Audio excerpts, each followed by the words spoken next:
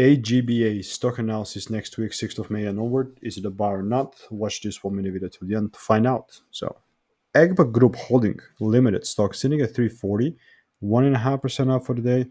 I mean, I myself am still super bullish.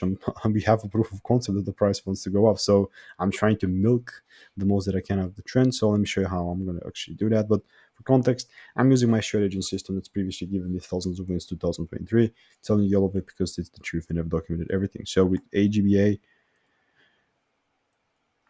right, it needs to pull back and do a little retrace because then I'm going to get a better, position. But if it doesn't give the retrace and whatever, I'm not entering a trade. That's what having a trading edge is.